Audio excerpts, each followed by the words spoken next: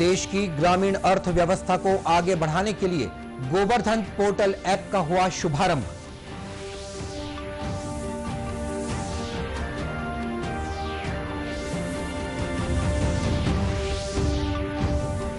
मुख्यमंत्री ने कहा, बेमेतरा जिले के गिधवा परसदा में अब हर वर्ष आयोजित किया जाएगा पक्षी महोत्सव।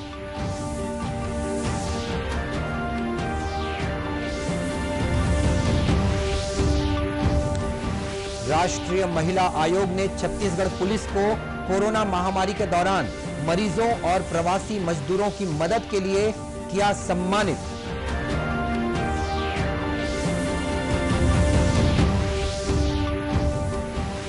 और सीबीएसई ने 10वीं और 12वीं बोर्ड परीक्षा की समय सारणी घोषित की। 4 मई से शुरू होंगी परीक्षाएं।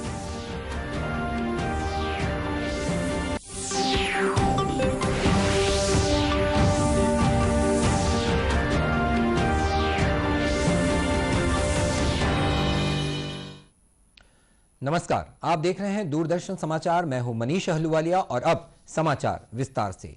देश की ग्रामीण अर्थव्यवस्था को आगे बढ़ाने के लिए आज गोबर्धन पोर्टल ऐप का शुभारंभ किया गया। केंद्रीय कृषि मंत्री नरेंद्र सिंह तोमर, पेट्रोलियम मंत्री धर्मेंद्र प्रधान, पशुपालन मंत्री गिरिराज सिंह, जल शक्ति मंत्री गजेंद्र सिंह शेखावत और जल राज्य मंत्री रतनलाल कटारिया ने आज संयुक्त रूप से गोबर्धन एकीकृत वेब पोर्टल का शुभारंभ किया। इसके माध्यम से देश भर में गोबर संबंधी कार्यों की प्रगति पर निगरानी रखी जाएगी। ये जैविक ठोस अपशिष्ट प्रबंधन के लिए स्वच्छ भारत अभियान के दूसरे चरण का एक महत्वपूर्ण घटक है। इस मौके पर श्री तोमर ने कहा कि बढ़ती आबादी और उत्पादन तथा उत्पादकता के लिए नए साधनों के इस्तेमाल से प्राकृतिक संसाधनों पर बुरा असर पड़ा है। उन्होंने कहा कि पुरातन काल से ही ग्रामीण संस्कृति में कोई भी चीज खराब नहीं होती थी और उसका उपयोग सुनिश्चित था। उन्होंने कहा कि लोग गोबर का इस्तेमाल भी कंडे बनाने या खाद के लिए किया करते थे, लेकिन रासायनिक खाद के इस्तेमाल के बाद गोबर की उपयोगिता पर असर पड़ा है। ये निश्चित रूप से बड़ी संपदा है, लेकिन केमिकल फर्टिलाइजर आने के बाद गोबर की दुर्गति हो गई। लेकिन अब इसको संपदा के रूप में परिवर्तन किया जाए, इस दृष्टि से सरकार के प्रयत्न हैं। उन प्रयत्नों का परिणाम आज हम सबके सामने परिलक्षित हो रहा है और मुझे इस बात की प्रसन्नता है कि आज चाहे हमारे पशुपालन मंत्री जी हों, पेट्रोलियम मंत्री जी हों, नेचुरल गैस भी उनके पास ही है, ये सब लोग मिलकर इस बात की चिंता कर रहे हैं कि समग्र भारत सरकार इस पूरे कार्यक्रम के प्रति अपनी अपनी जिम्मेवारी का निर्वाह करे और इस काम को आगे बढ़ाए, जिससे हम स्वच्छ भारत मिशन के लक्ष्यों को भी प्राप्त कर सकें और साथ ही साथ इसको एक आर्थिक मॉडल के रूप में विकसित कर सकें। प्रेस वार्ता को संबोधित करते हुए केंद्रीय जल शक्ति मंत्री श्री शेखावत ने कहा कि इस पोर्टल का उद्देश्य कार्य में पारदर्शिता लाना है। उन्होंने कहा कि इसके जरिए देश में स्वच्छता के क्षेत्र में एक नई क्रांति का आगाज होगा। पोर्टल के माध्यम से एक ट्रांसपेरेंसी जो भी काम कर रहे हैं वो ट्रांसपेरेंसी रहे, पूरा देश उसको साक्षात रूप में देख सके कि किस स्तर पर प्रगति हो रही है, और इसके साथ साथ में प्रगति के साथ साथ में एक सोशल अकाउंटेबिलिटी भी रहे कि एक चेक जो है समाज का भी रहे कि जो काम हो रहा है उसमें किस स्तर पर प्रगति हो रही है, कितना स्तर तक प्रगति हो रही है, ठीक उसका जो है उसके बारे में विचार सब लोग कर सकें। मैं अभिनंदन करना चाहता हूँ, आदरणीय तोमर साहब यहाँ विराजे हैं। तोमर साहब ने इसमें जो एग्रीकल्चर फाइनेंस की जो लैंडिंग रेट है, जो इंटरेस्ट सबवेंशन भारत सरकार देती है कृषि पर, जो एग्रीकल्चर फाइनेंस पर, वो देना कृषि मंत्रालय ने इसमें स्वीकार किया है।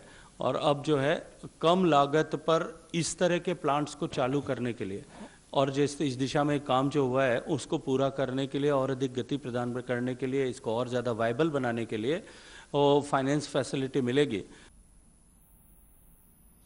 वहीं पशुपालन मंत्री श्री सिंह ने कहा कि गोवर्धन योजना का मकसद गोबर से गैस तैयार करना। उन्होंने कहा कि ग्रामीणों के लिए कचरे से आय पैदा करने का लक्ष्य रखा गया है। उन्होंने बताया कि सरकार अपने विभिन्न कदमों के जरिए किसानों की आय बढ़ाने के लिए प्रतिबद्ध है। मुख्यमंत्री भूपेश बघेल ने कहा है कि बेमेतरा जिले के गिधवा परसदा में अब हर वर्ष पक्षी महोत्सव का आयोजन किया जाएगा, जिससे इस क्षेत्र को पूरे देश में पर्यटन स्थल के रूप में पहचान मिलेगी। कल बेमेतरा प्रवास के दौरान मुख्यमंत्री ने इस क्षेत्र के विकास के लिए अनेक घोषणाएं की। उन्होंने कहा कि यहां पक्षी जागरूकता और प्रशिक्षण केंद्र स्थापित किया जाएगा। इसके अलावा छत्तीसगढ़ राज्य जैव विविधता बोर्ड प्रवासी पक्षियों के संरक्षण की योजना भी बनाएगा। सुंदर जगह और साथ ही जिस प्रकार से गांव वालों ने उसका संरक्षण किया है, सरपंच और उसके सब यहाँ पक्षी मित्र और वो टीम गठित की गई है, जो जागरूकता यहाँ के लोगों ने दिखाई है उसकी मैं प्रशंसा करता हूँ। और निश्चित रूप से इससे देश के पक्षी प्रेमी जो पर्यटक हैं वो देश विदेश से यहाँ आएंगे, तो एक नई पर्यटन के क्षेत्र में हमारा इस प्रदेश प्रवेश किया है। निश्चित रूप से होगा, ये तो धीरे धीरे और बढ़ेगा। हम तो इसको विश्व के मानचित्र में लाएंगे, हमारे छत्तीसगढ़ को, हमारे यहाँ इतनी सुंदर।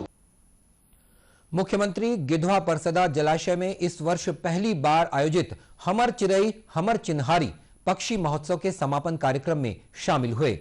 पक्षी वैज्ञानिकों के अनुसार ठंड के मौसम में हर साल इस क्षेत्र में करीब 150 प्रजाति के पक्षियों का आगमन होता है। इसे देखते हुए इस बार यहां 3 दिवसीय पक्षी महोत्सव का आयोजन किया गया। राष्ट्रीय महिला आयोग द्वारा छत्तीसगढ़ पुलिस को कोरोना महामारी और लॉकडाउन के दौरान मरीजों और प्रवासी मजदूरों की मदद करने के लिए सम्मानित किया गया है। नई दिल्ली में आयोजित समारोह में केंद्रीय पर्यावरण मंत्री प्रकाश जावड़ेकर ने यह सम्मान प्रदान किया। अतिरिक्त पुलिस अधीक्षक पूजा अग्रवाल ने छत्तीसगढ़ पुलिस की प्रतिनिधि के तौर पर यह पुरस्कार ग्रहण किया। वापसी के बाद सुश्री अग्रवाल ने राज्य के पुलिस महानिदेशक डीएम अवस्थी से भेंट कर उन्हें यह अवार्ड सौंपा। श्री अवस्थी ने सम्मान प्राप्त होने पर पुलिसकर्मियों को अपनी शुभकामनाएं दी। वहीं नई दिल्ली में आयोजित इस समारोह में सभी राज्यों के महिला आयोग की अध्यक्षों का भी सम्मान किया गया। इसमें राज्य महिला आयोग के अध्यक्ष डॉक्टर श्रीमती किरणमयी नायक भी प्रतिनिधिमंडल के साथ शामिल हुई। कार्यक्रम के दौरान श्री जावड़ेकर और श्रीमती नायक के बीच छत्तीसगढ़ में महिलाओं को न्याय दिलाने की दिशा में किए जा रहे प्रयासों के बारे में चर्चा हुई। केंद्रीय माध्यमिक शिक्षा बोर्ड सीबीएसई की 10वीं और 12वीं बोर्ड परीक्षाओं की तिथियों की घोषणा कर दी गई है। केंद्रीय शिक्षा मंत्री रमेश पोखरियाल निशंक ने कल बोर्ड परीक्षाओं की समय सारणी जारी की। इसके अनुसार 10वीं और 12वीं की परीक्षाएं 4 मई से शुरू होंगी। जारी समय सारणी के अनुसार इन परीक्षाओं की शुरुआत भाषा के पर्चे के साथ होगी। मुख्य विषयों की परीक्षा 6 मई से होगी। अंतिम परीक्षा आगामी 11 जून को आयोजित की जाएगी। कक्षा 12वीं की परीक्षा 2 पालियों में होगी। पहली पाली सुबह 10:30 से 1:30 बजे तक और दूसरी पाली दोपहर 2:30 बजे से शाम 5:30 बजे तक होगी। और खबरों का सिलसिला आगे भी जारी रहेगा। फिलहाल वक्त एक छोटे से ब्रेक का।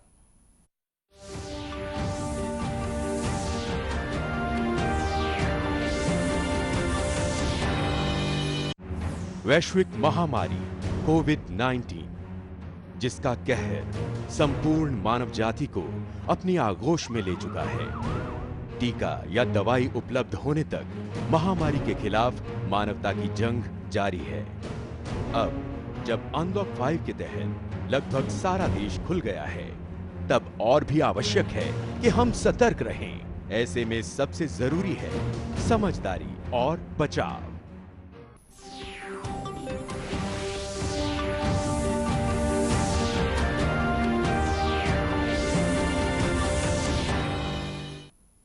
और ब्रेक के बाद एक बार फिर स्वागत है आपका दूरदर्शन समाचार में। देश में 41,38,000 से अधिक लोगों को अब तक कोरोना के टीके लगाए जा चुके हैं। बीते 24 घंटों के दौरान 1,88,000 स्वास्थ्य कर्मियों का टीकाकरण किया गया। इस बीच कोरोना संक्रमण से स्वस्थ होने की दर 97% से अधिक हो गई है। कल तक 14,000 से ज्यादा मरीज संक्रमण मुक्त हुए हैं। वहीं देश में कोविड के मामलों में भी लगातार कमी आ रही है। इस समय कुल सक्रिय मामलों की संख्या 1,60,057 है। देश में कल रात तक करीब 11,000 कोरोना संक्रमित नए मरीज मिले हैं। इनमें से 330 मरीज छत्तीसगढ़ के हैं। नारायणपुर, सुकमा और मुंगेली जिले में कल कोरोना संक्रमण का एक भी मामला सामने नहीं आया, जबकि 6 जिलों में कोरोना संक्रमित एक एक नए मरीज मिले हैं। राज्य में कल रात तक 276 मरीज स्वस्थ हुए हैं। वहीं कोरोना संक्रमण से 5 लोगों की मौत भी हुई है। प्रदेश में वर्तमान में 4,173 मामले सक्रिय हैं। गरियाबंद पुलिस ने हीरा तस्करी के एक मामले का खुलासा करने में सफलता हासिल की है। छूरा पुलिस ने एक आरोपी को गिरफ्तार कर इसके पास से करीब 22 लाख रुपए कीमत के हीरे के नग बरामद किए हैं। मुखबिर से मिली सूचना के आधार पर पुलिस ने मोंगरा गांव के पास एक मोटरसाइकिल सवार ग्रामीण की तलाशी ली। इसके पास से 221 नग हीरे बरामद किए गए। आरोपी ने बताया कि ये हीरे प्रतिबंधित क्षेत्र पायली खंड से लाए गए हैं। जिले के पुलिस अधीक्षक भोजराम पटेल ने बताया कि बीते 1 साल के दौरान तस्करी के 5 मामलों में कार्रवाई की गई है और करीब 74 लाख रुपए कीमत के हीरे के नग बरामद किए जा चुके हैं।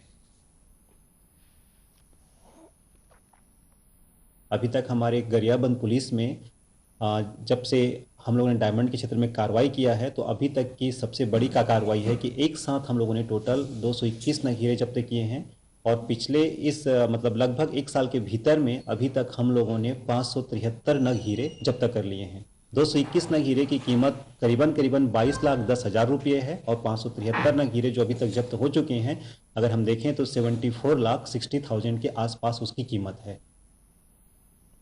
पुलिस के अनुसार जिले में हीरा तस्करों के खिलाफ लगातार कार्रवाई की जा रही है। स्थानीय उत्पादों को बढ़ावा देने और शिल्पकारों को बाजार देने के लिए केंद्र सरकार द्वारा वोकल फॉर लोकल कार्यक्रम की शुरुआत की गई है। छत्तीसगढ़ में भी बस्तर और सरगुजा के कई ऐसे गांव हैं जहां की शिल्पकला देश विदेश में विख्यात है। कोंडा गांव को तो शिल्प नगरी के नाम से ही जाना जाता है। यहां bell metal, terracotta, bamboo art और लौह शिल्प के राष्ट्रीय स्तर के कई कलाकार पीढ़ी दर पीढ़ी अपनी कला को साधने में लगे हुए हैं। ऐसे ही एक कलाकार हैं तीजूराम विश्वकर्मा। अपने पिता के साथ इन्होंने मुंबई से कला की बारीकियां सीखी। इसके बाद इन्हें लौह शिल्प की कलाकृतियां विदेश में भी पसंद की जाने लगी। इन्होंने कहा कि अब समय की मांग के अनुसार कलाकृतियों में भी नवीनता लाई गई है। अब तक ये कई बार विदेशों में होने वाले कार्यक्रमों में शामिल भी हो चुके हैं। तीजूराम ने लोगों से अपील की है कि वे स्थानीय कलाकारों के उत्पाद खरीदें तो इससे कला क्षेत्र को बाजार मिल सकेगा। अपील कर रहा हूं कि आप खरीदें और आप हमारी चीजों को आप खरीदेंगे तो हमें काम मिलेगा और आप जब खरीदेंगे हमको काम मिलेगा तो हमारा विकास हो सकता है। अन्यथा हमें इस कोरोना काल में इतना ऐसे ऐसे कारीगर हैं जो देश और विदेश में बड़े बड़े अवार्ड लिए, देश और विदेश में हमारी कलाकृति का नाम कमाया, नाम दिलाया। आज ऐसे कारीगर हैं जो मेहनत मजदूरी करने में उतारू हो चुके हैं। साथ ही तीजूराम ने भारत सरकार से भी आग्रह किया है कि उन्हें उत्पादों की बिक्री के लिए बाजार दिलाया जाए, सरकारी माध्यम से खरीदी हो ताकि गांव के हुनर को बाहर लाया जा सके। बड़ा दिक्कत हमें मार्केट की है। हम ये डिमांड करते हैं कि हमारे लिए या फिर गवर्नमेंट की जो एम्पोरियम होती हैं बड़े शहरों में, वो हर बड़े महानगर में एम्पोरियम हो। हमारी कलाकृति को गवर्नमेंट के थ्रू परचेसिंग हो और हमारी कलाकृति जो गांव की हुनर है वो बड़े शहरों तक जाए और वहाँ पे जो गवर्नमेंट का एम्पोरियम हो वहाँ पे सेल हो, क्योंकि जो दिखता है वो बिकता है। हम गांव की हुनर को हम गांव में नहीं रख सकते, हमें गांव की हुनर को बाहर लेके जाना चाहिए गवर्नमेंट को और वहाँ पे हमारी कलाकृति को बिकना चाहिए। कोंडा गांव के ही और एक लौह शिल्पी हैं तातीराम। ये कलाकार अपनी कलाकृति बनाने से पहले इसे दिमाग में उकेरते हैं, इसके बाद इसके तकनीकी पक्ष पर ध्यान देकर कला को सजीव रूप देते हैं। तातीराम अब तक देश के कई क्षेत्रों में अपनी कला का प्रदर्शन कर चुके हैं। आगे भी वे अपने काम को आगे बढ़ाना चाहते हैं, लेकिन उनका कहना है कि बैंक से ऋण मिलने में होने वाली दिक्कतों से जूझ रहे हैं। कई बार मैं लोन के लिए मेरा सोच था कि मैं थोड़ा सा आगे बढ़ाऊंगा और मेरा काम को आगे ये करूंगा, लोन मिलेगा तो बोल के मैं कई बार लिख के भी दिया और कई बार गया, मिला नहीं, तब छोड़ दो। एक और लौह शिल्पी अमिताभ को तो केवल 22 वर्ष की आयु में ही प्रदेश स्तर का सम्मान मिल चुका है। अमिताभ का कहना है कि आसानी से अगर बाजार मिले तो वे अपनी शिल्प कला की मदद से आर्थिक रूप से सक्षम हो सकेंगे। गौरतलब है कि प्रधानमंत्री नरेंद्र मोदी ने देशवासियों से अपील की है कि वे लोकल के लिए वोकल बने। इसके लिए न सिर्फ वे स्थानीय उत्पाद खरीदें बल्कि गर्व के साथ इसका प्रचार भी करें। उन्होंने विश्वास जताया कि भारत ऐसा कर सकता है और लोकल से ग्लोबल बनने का यह एक बड़ा अवसर है। और इस बुलेटिन में इतना ही। इसी के साथ ये समाचार बुलेटिन समाप्त हुआ। नमस्कार।